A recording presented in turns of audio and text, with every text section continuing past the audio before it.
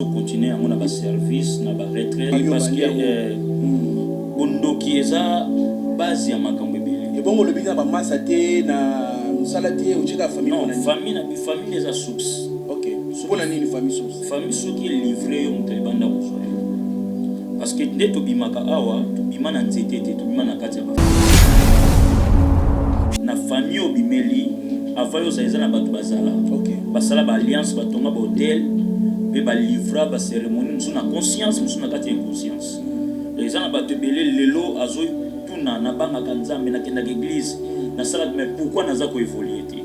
La raison pour laquelle ba nzamba pesi biso mystère wana tout dévoiler en motamina libota et que ata sambela kate do libota na pouvoir ni ne pas ça libota pouvoir wana ya kosala nuance par exemple mutumo boye quand on a vu ça c'est là 4 générations à cela ma bema mais ba koko sima ba ko futa banani wana est-ce que c'est quand on a prière tout musu pesa ina OK iko sila ya malédiction oui et malédiction et route na kati ya bondoki parce que la sorcellerie ils n'a pas moins belé ils n'a pas moins belé comme ça bien en magie enchantement na qui est plus avec mon aider qui toki et soit capable former selon bato ndenge bazo bengela na communauté na enchantement na qui est plus avec mon aider qui toki et soit capable former selon bato ndenge bazo bengela soko ba ke naza na religion moko bo mais soki religion wana ezali banda ya volonté ya Christ ezotombola Yesu te c'est la sorcellerie ya mwana ba tebele baza ba victime ya koyeba ko souffrir parce que Satan lui-même na ba ndu balinga te volonté nzambe ko pisa parce que ngozo mona ke Bible za na ba promesse bileza ko confirmer pour so na sepele mingi na annonce na yota ngozo pesa.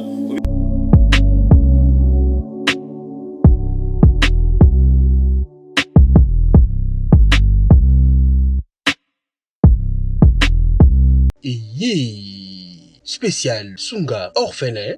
De soutenir orphelinat vida. Nakata orphelinat vida bolingonde vandi. Ndenge okanisi bayi bazo telengana.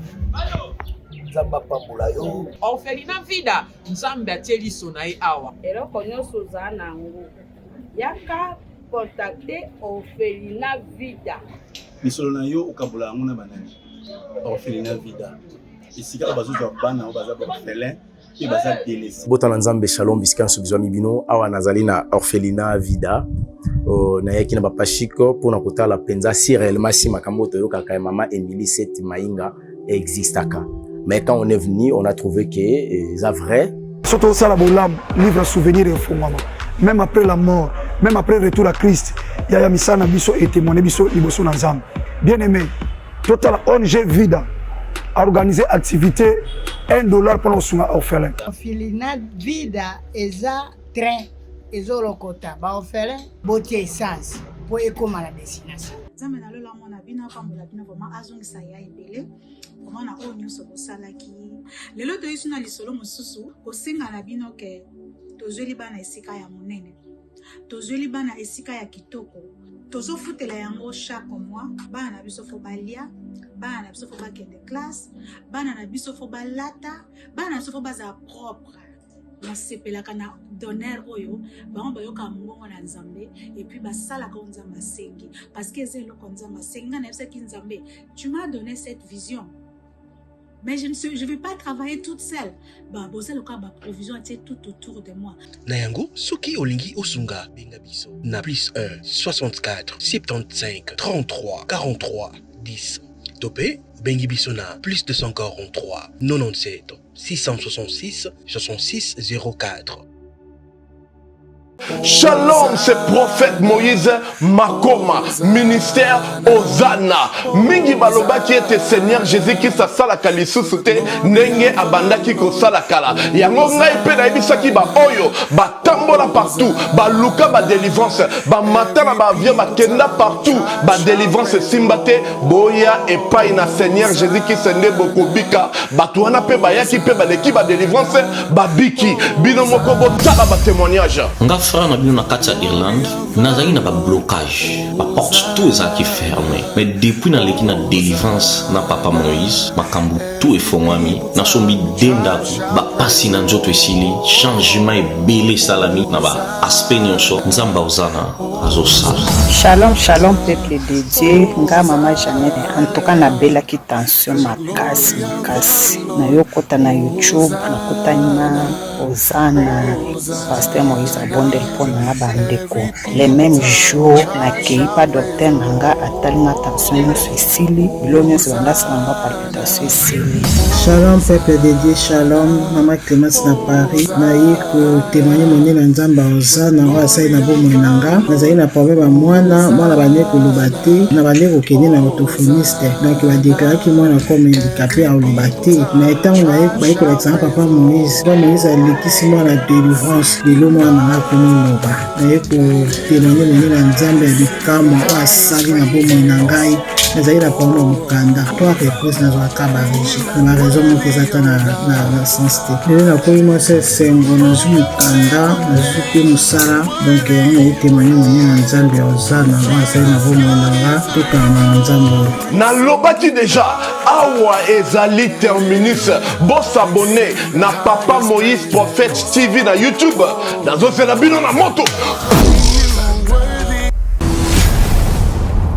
Chez Biso Télévision, chaîne Oyo Ekokani na yo.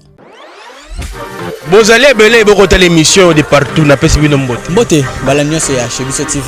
Oui, malamu na émission na bino réponse à nos questions. Yande ko na bino. Na pesi moyini nanga mbote, moyini bonjour, moyini nanga bonsoir. Mbote boze ebele bokota la biso mokili mobimba na lingaka parce que botaka biso awa na chez Biso Télévision, bosala biso confiance parce que topesaka bino ya malamu ya kotala. Merci mingi na sponsor na biso Yesu Christo ya mesana ko sponsoriser biso awa na chez Biso Télévision tata Nzambe merci beaucoup na nenge okosala ka ndeto yoka nenge na yo. Merci mingi pe na mama Emily Seti mayinga mosi Nzambe depuis Canada. Mama abota bana motema boboto motema ya kosunga bana bitike. Mama Emily Nzamba pambola yo. Bandeko ba bolingo lelo to na actualité bomona ki bino ba sondenge mwana mboka chekwa kufaki. Bomona ki batu balobi ke non babokela tshela ke poison ya kolia ba misu babi te cheko alie poison ya kindoki. To yeba ka te ke poison ya kindoki pe koma ya kindoki pe koma bandeko balandi na kosenga na biso tozala ekenge na kolia pe tobosa na losambo te. Bomoni mwana mboka cheko lelo atiki biso parce que ba tshela ke poison ya kindoki.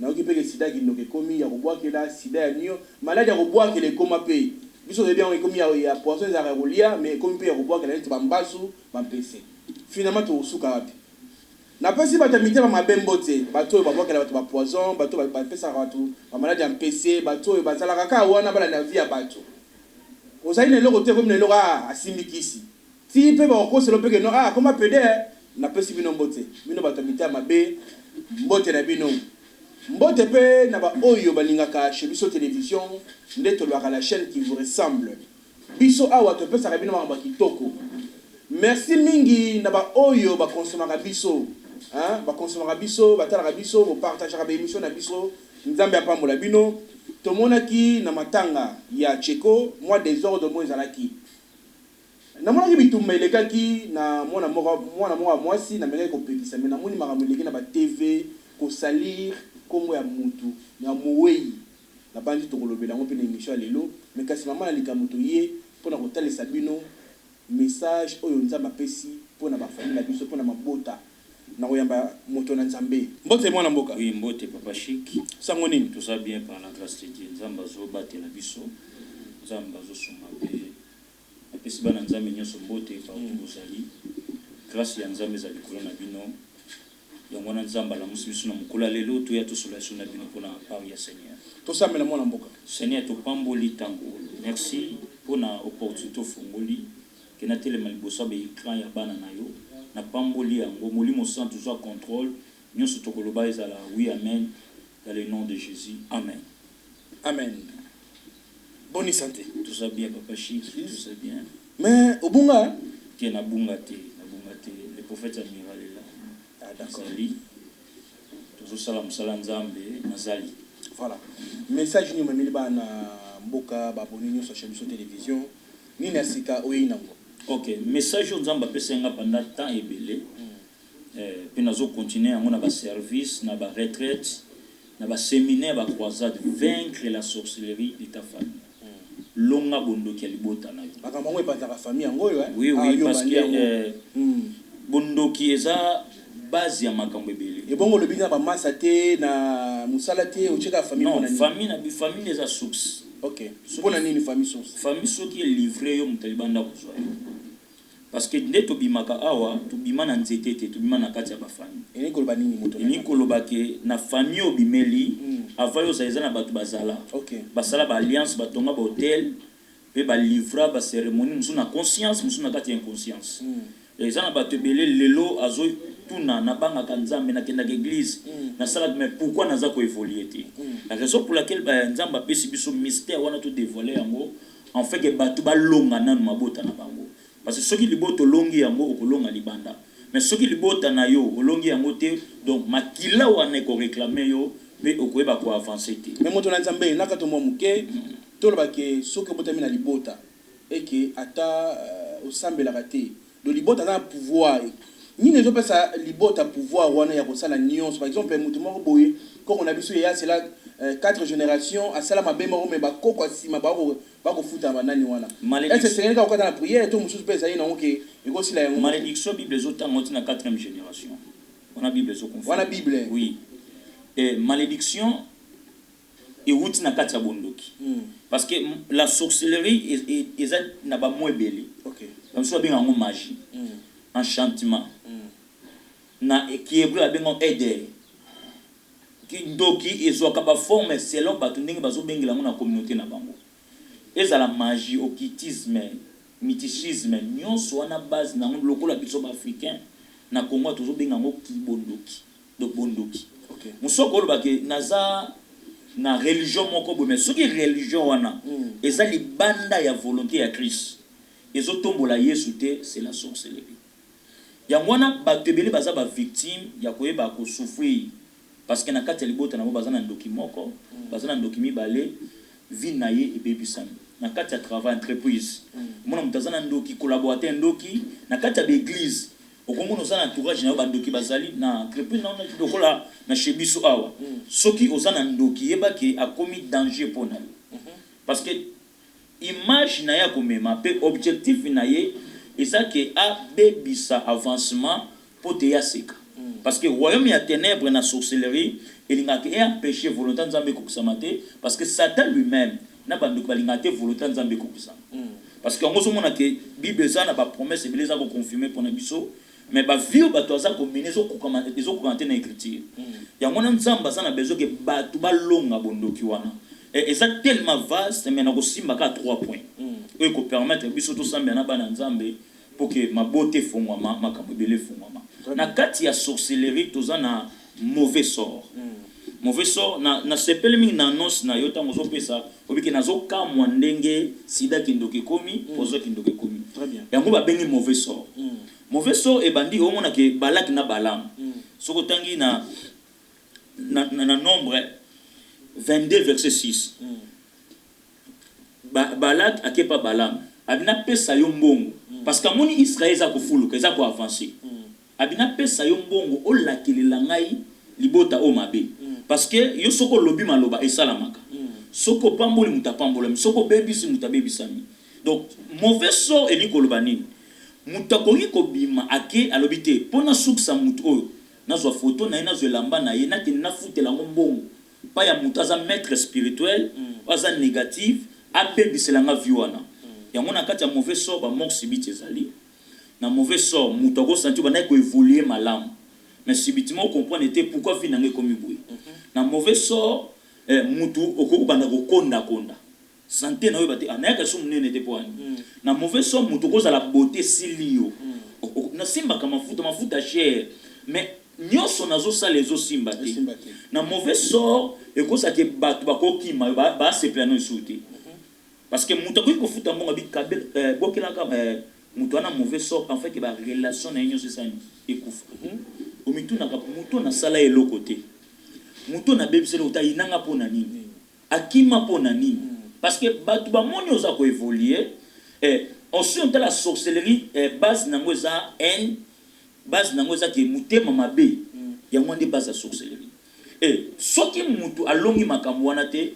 okomona ke soko bandi ko évoluer okomi ozonga simo ke premier pas des imposons ici parce que mutu moko oyo kobenga ke alingi yo mais akolinga yo te yango tant to botem na kati ya famille mutu na mutazana esprit na ina kati ya libota parce que batebele bakoko na biso tant bazolongwa intérieur bazo ya Kishasa bando esa bonke ninge bozo kende Kishasa wana boke bana mundele boke bana belge ya za mutu mabe mingi bapesa bango biloko zwe loko ko protéger yo zwe loko kende ko tsona ndako na yo bayebisa bango te loko ni ko salama mais komona papa boti bana na kati ya ndako bana bakomi ko kufa ye azu bate pourquoi bana o basani bazo kufa parce que azwe loko moko na conscience parce que loko musu na inconscience mais aussi non telo ko na ye esiali royaume nango be esprit ko bimana kati ya royaume wana papa boti bana ayebi ke bana ngati bazo sufu ezanga ye mais mutu soko yeba te mais eloko oyo yazwa o ba ancêtre ni ba pesa ya na mona Kishasa o sala kana compagnie tel zoya yango pour protéger mais nzoka ndi liaka e koma ko lia batu e koma bebisa batu mais na kati ya makambo wana wana ni mauvais sort ekobima mauvais sort uta na kati ya libota pe uta pe na libanda na mauvais sort auparavant ozomona bandeko ebele soki famille eyini eto noko ayini mwana ya ndeko na ye ya mwasi akabela kangate apesa ngate auparavant tondo kana kati ya mutazana kati ya pota salle de bain mabimi awa na Kishasa babiloko ane komi évoluer mais bato atali ke soki babisa mutana kati ya Kishasa bakobuka ndaku bakobebisa ndaku mais à partir ya kuna to travailler kombo na to travailler makambo na ye vie na ye beba mauvais sort ya kana mbote mauvais sort ya kana ko passer rapport sexuel mauvais sort ya kana kolata bilamba pe mauvais sort ya kana kata mpepe bokovana na mutu moko azana ye tellement moni yo so komata ye alingiti yo otelemela ye habite mutu na mona za danger pona ngai il faut na kunda ye to mona mona kata ba équipe joueur zo ko problème ko na ba choc pamba OK parce que ni muta travailler ya lobité na lingi obebiselanga mutu oyo bien aimé bakofuta mbongo pona yo obotate bakofuta mbongo pona yo vino ekita lokola balak na balam akeya lubité lakela nga Israël mabe parce que peuple aza plus puissant que ngai nzamba kela yo po ozala mukete batebele ba mona étoile na yo parce que oyo zo mona te bato ya misu 5 bazomona yango ya mona tango zo mona ko banda ko évoluer bien mais on comprend les outils oza ko évoluer te pona nini parce qu'il faut que mauvais sort eza wana mais moto na nzambe mauvais sort eza lolenge ni ya ko éviter mauvais sort wana pe lolenge ni peuple li ba ko se comporter parce que to yebi makambo on peut yaka nango mais siko to ko sala nini a oye na sujet oyo peuple de Dieu ba ko se retrouver na makambo ndenge ni na kata mauvais sort mutu na mutu il faut aller kana consultation prophétique OK parce que quand ya mutu nyonso te ekokisama mutu moko tant to go sambela pona lokola je suis prophète et na misoko la pesangai na ko identifier mutu na dimension prophétique na ko yebisa ye ke likambo na yo eza boye et ki uti pa ya boye mais poye ba ko bimana kati ya makambo wana il faut ça là il y a des prières il y a des services il y a prières oyo sala ke mutu azala purifier pe abimana kati ya likambo wana bien aimé nzamba eshua kati ozola nanga na ngonga oyo omituna kana na bebisanga boye parce que na kati ya mauvais sort mutu akobanda kobota bana kizengi OK il y a beaucoup de familles moi ça kota libala mabota ka bana bien te ezana bato mususu ka zuize imposer mfe bimai ozuize mzeme bimi oyo ba te pourquoi makambo esama ezana mutafuta mbongo ezana mutakota esika moko ezana mutatravailler kombo na yo pote makambo ne salama be bilembo ezani ni bato ba kota na biso na vie na bango to pe bilembo ni relaxa ke bana ma mauvais sort mauvais sort ya liboso fo mutai bakazana mauvais sort eloko liboso akoma kosenti ki aza aimé te. Oza na kati ya entourage ya bato mais soki yo ye mona ba nyuso ba yinio to soki yo ye sika na fo makambo ebeba. Il y a des races ya bato akoya na vie na yo atomboli mais mutu so akoya sani akitisi yo. Moi si okuta mobali aza na mbongo mais banda bobala na mobali akita babiloko wana esala ke mutu banda na bala. Il y a des choses là, ils ont un conflit na kati ya mabale bele. Mutu azo regretter banda na bala na mona azu na évoluer ate. Et cause pas mobile et cause pas moi si. Et c'est loko oyo ba signe oyo ko salama yango. Et dédé pour na ngonga to évoluer. Et deuxième chose ezali possession na kati ya bondoki. La sorcellerie a ba diversité ya makambo esalamaka. Si quelqu'un a possédé esprit à sorcellerie zoka forme par rapport ne batindeli yango. Soki mutazo bela esprit ya maladie ekoti na kati ya nzoto na ye. Bato bakolo baki mutu azobela maladie kingani. Eza esprit zu forme nde pesi kuma maladie wana. Pourquoi? Esprit wana est possédé mutu. La raison pour laquelle il sotengi na Marc 9:14 mwana moko azo kuya maladie ndiki.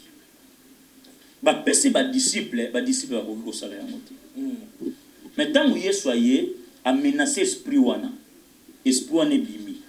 Esprit wana esani yana ko rendre mona na akuya ka maladie ndiki. Emo akuya na moto, emo akuya na mai. La sorcellerie est ko pénétrer na kati ya nzoto ya mutu. Et ça me ba scandale na vie.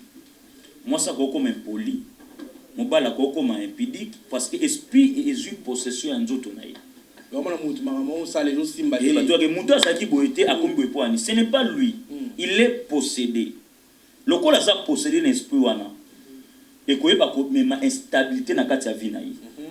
La raison pour laquelle il faut pas comprendre pourquoi tout ça qui bien à mobile nanga pourquoi tout ça qui bien à moi si nanga mais comment ko soit na pas parce que na kati ya ndaku diable cause possession et esprit wana et outi na kati ya famille te outi pa baninga. To benga ngo esprit mais base nango c'est la sorcellerie. La sorcellerie est connue ngate moi na mbali ba vendre sika moko. La raison pour laquelle comment on a que moi si batie esprit à mari de nuit, mon bali batie esprit à femme de nuit. Ba toazola na kati ya mbetu mibale mais ba senti ba komisatu. Mbetu comment posséder na mutu moko boy. Et comment posséder un esprit humain. Parce que na kati ya sorcellerie esprit ya mutu asa na bomo mais esprit nezo sala ezolanda yo. Mutu mobimba ko ba kati ya mutu. Mutu mobimba akolo ba na kati ya mwasi parce que ba bimaki na ye azu possession ya nzoto na ye. La raison pour laquelle ce qui mutaza possédé akobela, ce qui mutaza possédé et ko rendre infirme et ko pesi maladie moko oyo akota mona hôpital nyonso balembani yango. La raison pour laquelle fou de Gadar à ce qui possédé na esprit impie. Satan a yati bataillon na esprit ne vani katina ye. Mais tant que suis possession na ye, ba famille na ye ba ya ba maîtriser ba maîtriser ba kokati. Parce que ça possédé. Mais tant que Yesu aye à maîtriser na vaincre la sorcellerie de la famille, ils allaient comme réunion té, ils allaient comme de gauche à droite té. Ils allaient comme Jésus à côté na kati ya vie na côté na kati ya famille na yo. Parce que ce qui Yesu aye a kokwe sa bondoki. La raison pour laquelle nous avons balinga bondoki c'est Moïse. Tu ne laisseras pas vivre une magicienne. C'est ça la sorcellerie. Voilà, moi na Nzambe na bandi bato ki message na yo concrètement bato ba retenir nini na maño sur le pona otigelo plateau yo o mais comme ko fongola. Bana Nzambe ba comprendre loko boyi. To botami na kati ya famille il y a des alliances ba hôtel. Bien mais lelo ozo mona ozo tourner sika moko hôtel o batongela problème na yo. Hôtel wana il faut oyeba yango po okangola. Parce que délivrance eza passe faut yeba yango. Soko comprendre hôtel batongela yango te. Mais soko comprendre l'origine délivrance eza pété. Parce qu'il y a beaucoup de personnes oh lelo baza bloqué pour mutu moko ko aza na bon moyi. Alors que yesi longtemps za na bon moyi yo ko bikate yo ko salate. So mutu na tongi hôtel ne ke yeso kaza na bon moyi. Yo ko pamba maté. Et là ko ni ko sam fu mutu na za si pour mena moki. Voilà mon ton Nzambe. Balandi na pesi merci mingi na ndeko Chris on na caméra. Dirige mon solo Elias du côté réalisation. Nabandi mai moto na nzamba le émission lelo c'est très très profond donc nabandi tous en considération parce que ceux qui doivent comprendre batika boy makamba boy maté ya boy voulais dire et ko bâtir la biso un plus na momo na biso. Nga na pesi merci na sponsor na biso Jésus Christo. Merci na maman Émilie Septimaïnga. Merci à tout balinga racha biso télévision. Je salue l'équipe de ma femme. Sur Jésus Christ a zonité to kuta na voulais dire moto na nzambe na tikelo plateau. Bien aimé nzamba pambola yo. Bien aimé na lingi na yebiso na ngonga oyo que Yesu a besoin te bato bazo compliquer vie na bazana bomo. Et loko sengelo comprendre que il faut olonga sorcellerie à libota na yo. Na lobi ke na kati ya makambo tozana 3 points. Na lobeli mauvais sort, na lobeli possession, puis à mis ça deux envoûtement. Bien aimé vie na yo komi kota mona kati envoûtement, oza su stable te.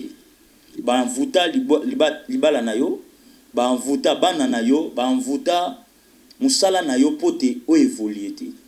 Mais comment envoûtement wana te?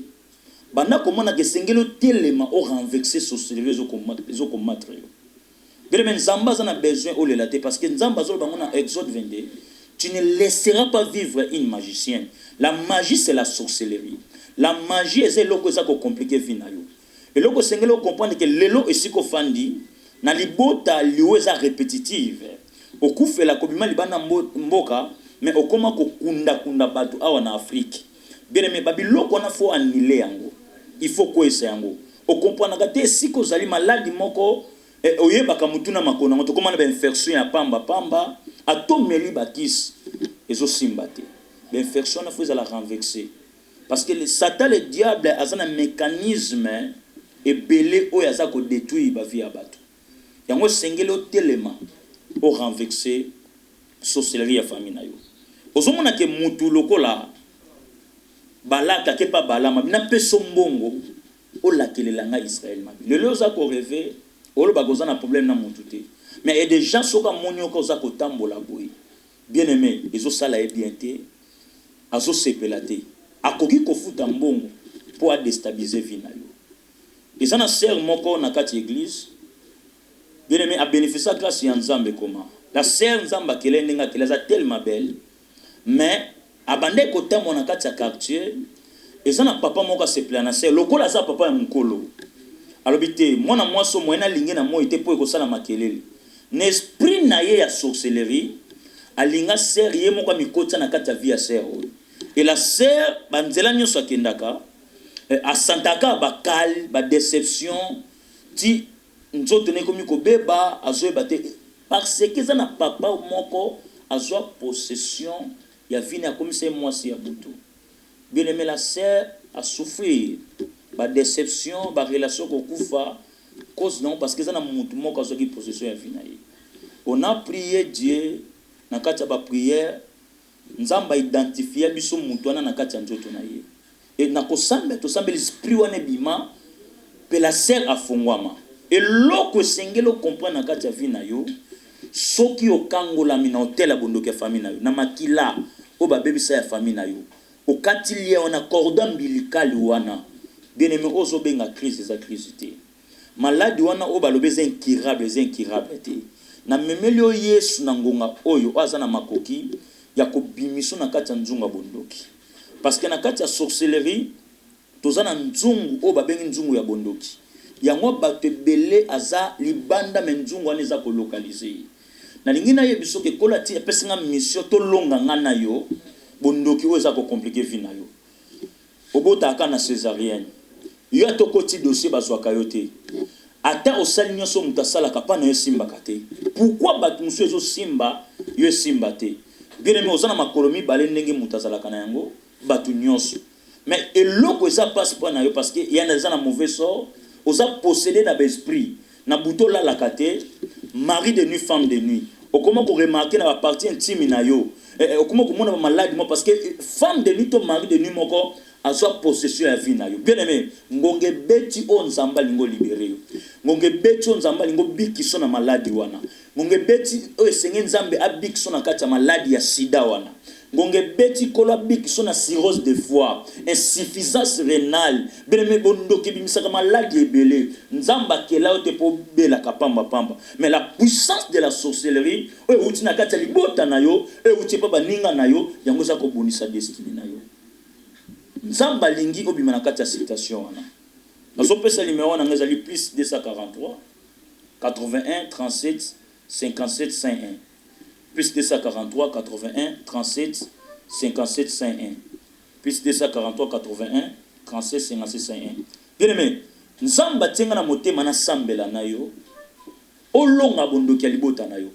Et otambola kana kati ya mutu na yo bakena libota na biso za na ndoki moko. Bino ni so bobanga kai. Oui, ozo banga ye parce que alekeli yo na mayele. Mais na ye ngana yo to renverser mutu wana. Yo baloboko bota te bien aimé ngongane komi obota. Yo baloboko sala te ngongane komi osala. Obima mboka okenda ko lukande ba nyeso ba lukaka. Mais d'autres personnes baza ko évoluer, mais yo za ko évoluer te. D'autres personnes baza ko impacter batana bango. Mais yo moye o matezate parce que ça na cordon ombilical moko. Makila ya libota na yo. Singa moko bakanga yo. Bien aimé, tozolonga makambo wana.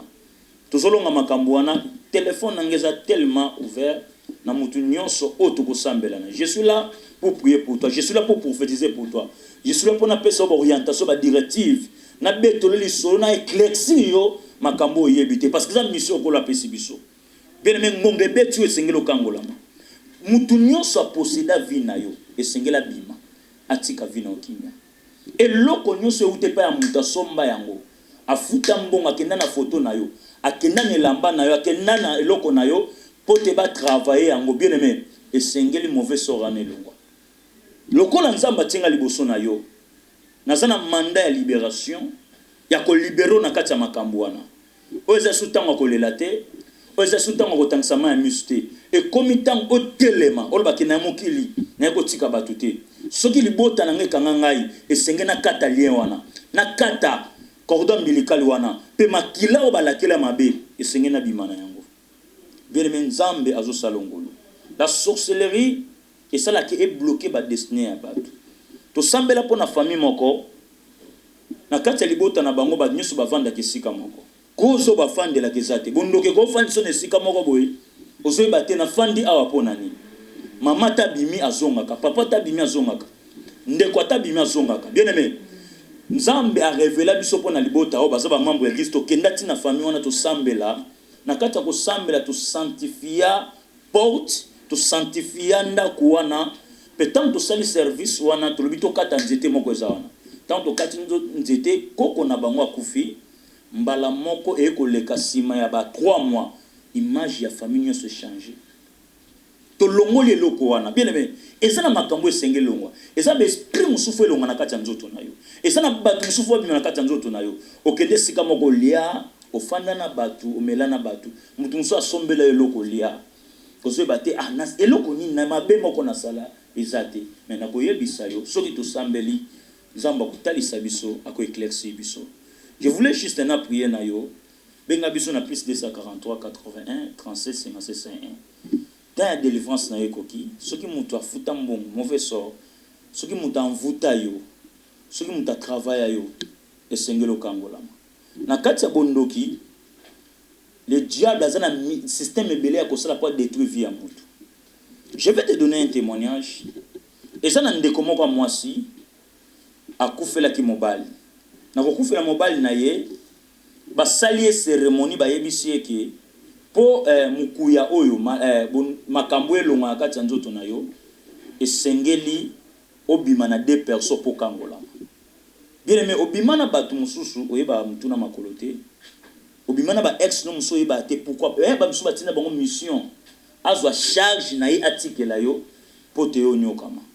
C'est le temps de la libération nzambe fois kangola. Tu ko vaincre la sorcellerie de ta famille. Yozo bela yo bota mwana oyo aza paralysie, aza malforme, lokolo landi ngai.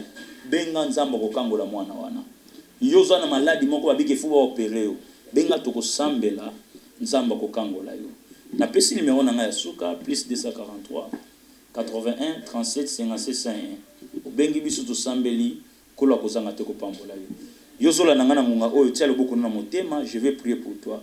Seigneur na pamboli ndeko mwaso pe ndeko mobali na sengi guérison miracle likola vie na ye yo pesinga mission ya vaincre la sorcellerie de la famille na lingana bandeko to longa bondoki ya mabota eza ko compliquer ba vie et so compliquer ba santé kangi mabote kangi musala et kangi be étoile Seigneur pesa délivrance na kati ya vie ya bana na yo fongola bana na yo moko na moko azwa lumière na déclarer lumière ya Christ écoute na kati ya ba vie na bino écoute na kati ya misala na bino nzamba sala bino faveur dans le nom puissant de Jésus amen nzamba pam spécial Sunga orphelin to soutenir orphelinat vida na kati ya orphelinat vida bolingo nde vandi ndenge okanisi baye bazotelengana nzambe apambola yo orphelinat vida nzambe atie liso na ye awa eloko nyonso oza nango yaka contacte orphelinat vida misolo na yo okabola yango na banani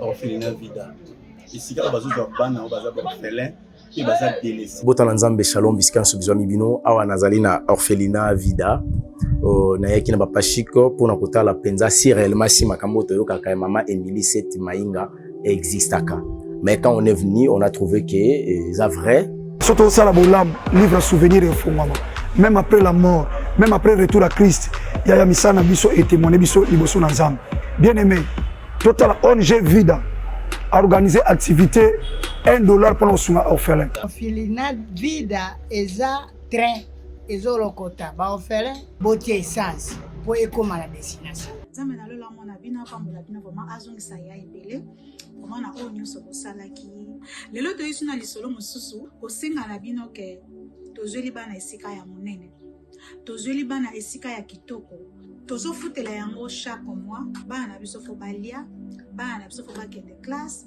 bana na biso fo balata bana na biso fo baza propre nasepelaka na donner oyo bango bayoka mbongo na nzambe et puis basalaka nzambe asengi parce que eza eloko nzambe asengi nga nayebisaki nzambe tu m'as donné cette vision mais je vais pas travailler toute seule. Bah, bosa loka ba provision atie tout autour de moi. Nayango, soki olingi osunga benga biso. Na plus 1 64 75 33 43 10. Topé bengi biso na plus 243 97 666 66 04. Chez Bissou Télévision, chaîne oyo ekokani na yo. Bozali ebele bokota l'émission de partout na pesi bino mbote. Mbote bala nyonso ya chez Bissou TV. Oui malamu na mission na bino réponse à nos questions. Yande ko na bino. Na pesi moyini nanga mbote, moyini bonjour, moyini nanga bonsoir.